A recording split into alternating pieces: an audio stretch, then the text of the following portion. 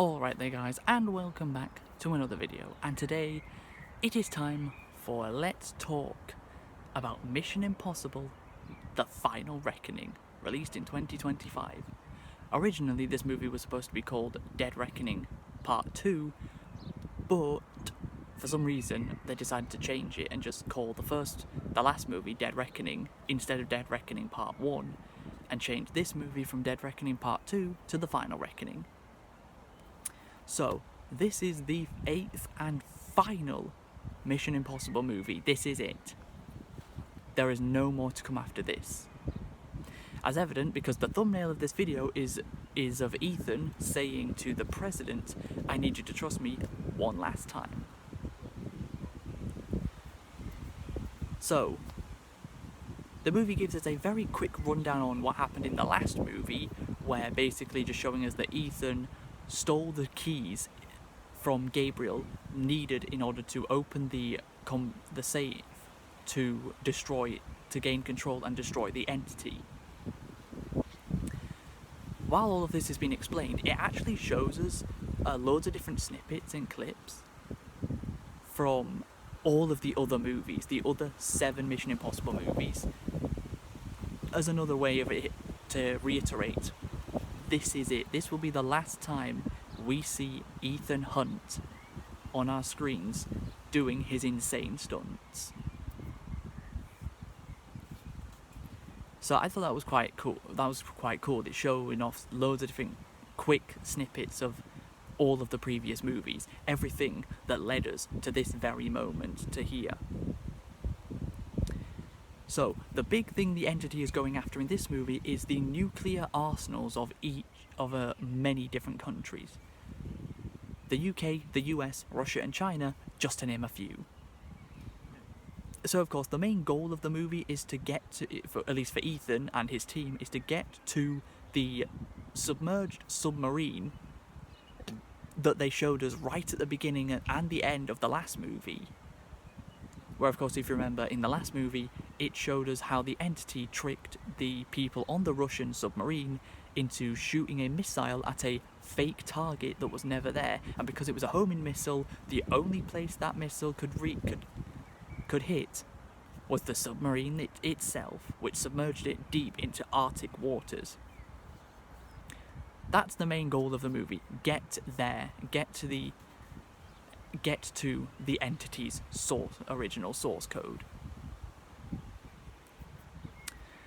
But Ethan is told, or at least,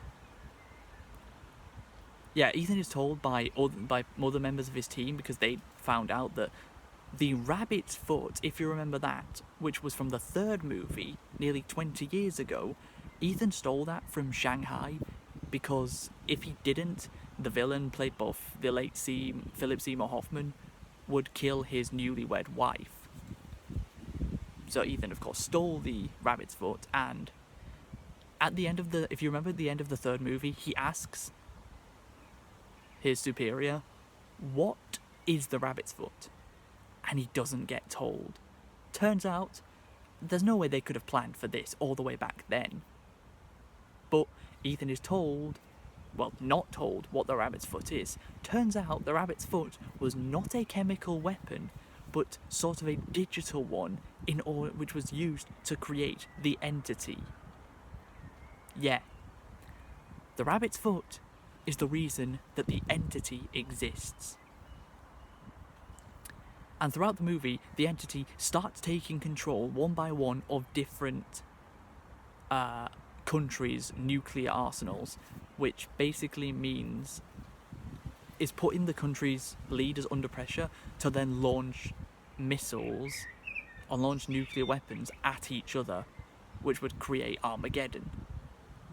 No one actually does this, but they get very, very close to doing so. Meanwhile, Ethan's team is still working on how to find the submarine and get to it and destroy the entity. But Luther is in a hospital patient's outfit, because he's clearly got something wrong with him, and Gabriel locks Luther in a room with a pretty devastating bomb, chains the gate shut. Ethan finds Luther, but there's no way in. Luther can stop the city from being blown up. This is in the underground of London, by the way. He could stop London from being blown up, but the series of tunnels that he and Ethan are now in, those can't be saved. Those will be destroyed, meaning Luther has to sacrifice himself to save Ethan and plenty and millions of others. Yeah, they actually killed off Luther in this movie. I can't believe it. They actually killed off the only character to appear in every single Mission Impossible movie other than Ethan. They actually went and did it.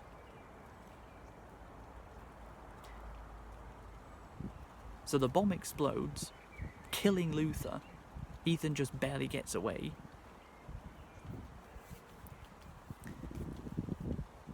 Ethan also recruits Paris, the French woman from the last movie, who was originally working against them, but then Ethan spared her life, and after she got stabbed by Gabriel right at the end of the last movie, she actually survived, and Ethan and Benji had to sneak into a prison in order to break her out.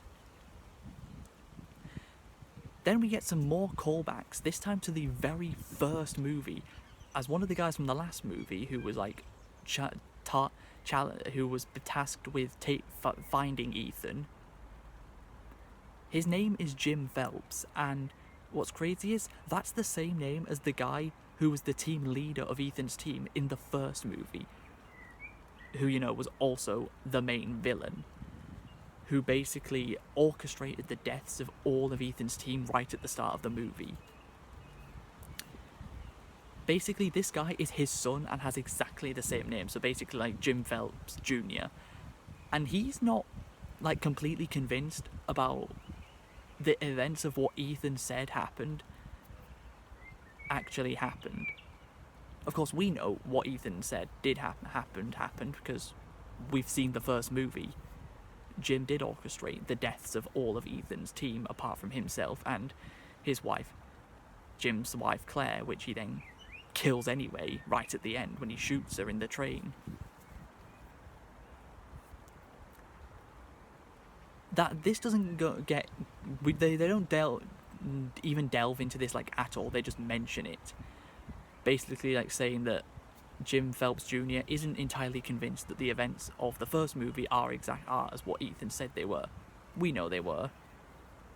Basically suggesting that maybe, just maybe, Ethan himself had something to do with the deaths of his own team in the first movie, which we of course know he didn't. So that's the only callback to the first movie for quite a while into this movie before we get any more.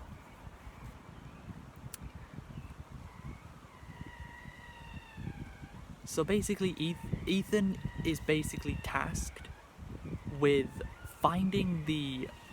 Well, he already has the keys, but he's tasked with finding the thing the keys open up and bringing that back to Gabriel.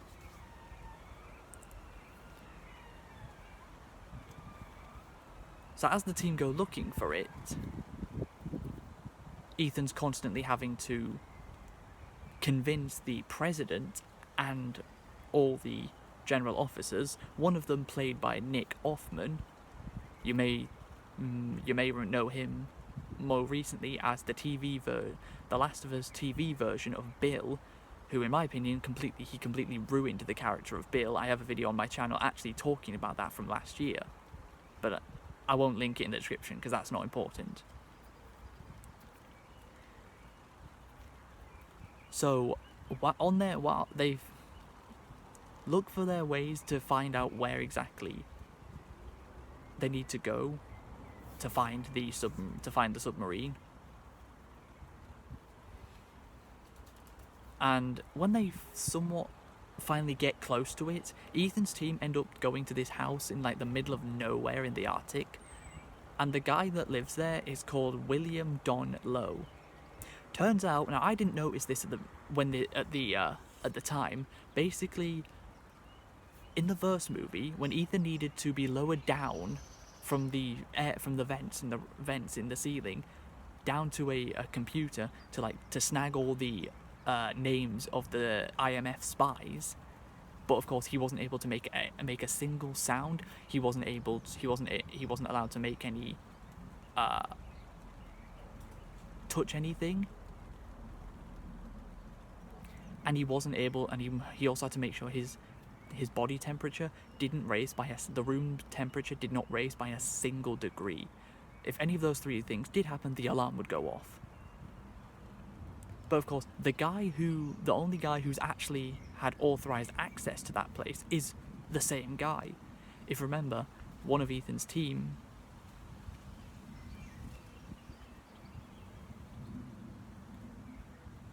members put the point of her pen in his coffee, which basically gave him like food poisoning, and he was constantly going to the toilet to be sick, while Ethan was snagging all of those files and names, spy names. Turns out that guy from all the way back then, nearly 30 years ago, is the same guy that we've just discovered here, and he has the exact coordinates to locate the submarine, which Ethan finally receives and makes his way there. And if you remember the underwater section from Rogue Nation, basically think of that, but this is even harder, even more straining on his body, because it's in freezing cold Arctic waters, which could easily give him hypothermia. So yeah, the underwater scenes in this movie are quite nerve-wracking in a way, because of how careful Ethan has to be. He finally gets to the submarine, uses the keys to open up the door that leads to the entity source code, gets it back. But meanwhile, while all of this was happening, Benji gets shot. Which, thinking, are they going to kill off Benji as well? They don't.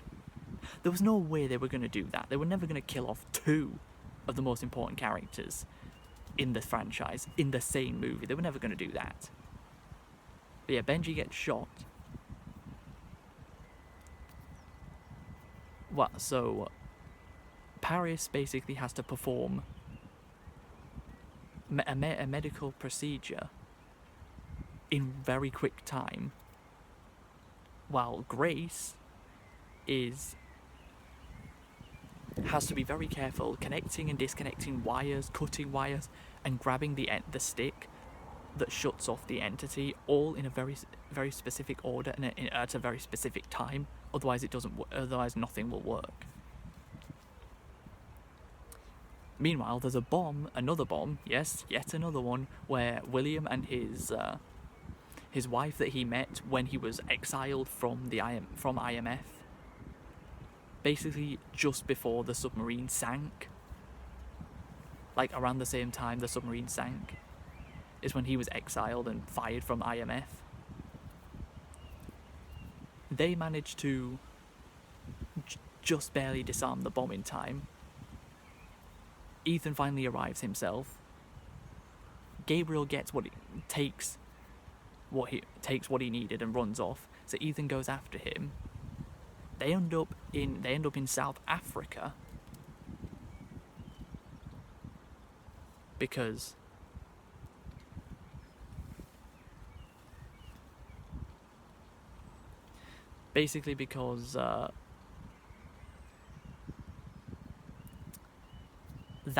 that's where the entity's actual source code is. The Russian submarine was simply where the device was needed to eliminate the entity source code and destroy it. So when they get there, Ethan and Gabriel have a very chaotic and incredible fight scene on airborne planes, which just when you thought Tom Cruise couldn't pull off even more insane stunts, he goes and does it anyway. So Ethan finally grabs what he needs from Gabriel after his plane gets destroyed, but he just barely manages to get onto Gabriel's before that. And the way Gabriel dies, in my opinion, is actually quite anticlimactic, because he just hits his head on the end of the plane after him and Ethan fall out of it, and that's it. He hits his head, which kills him instantly, and then just falls even further to his death. Ethan just barely manages to survive in the plane, parachutes his way down, and destroys the source code of the entity. So overall, I actually really did enjoy this movie. I don't think I wouldn't call it my favourite. Mission Impossible 3 is still my favourite of the lot. But yeah, I enjoyed it. It was a good way to end. The only things I would say that the only negatives I have for this movie are the first one being the event from like 35 years ago in the movie, which set before the first movie, where Ethan was in some like tunnels and Gabriel was there. And Ethan was basically told either he'll have life in prison or join the IMF. That literally never gets explained.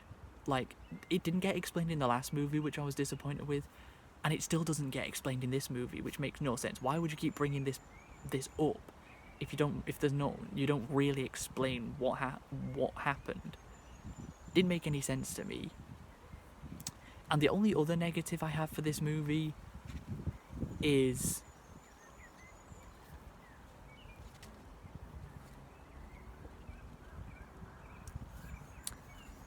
or was that the big one? Yeah, no, I think that was the big one. Wasn't explained in the last movie, wasn't explained in this one.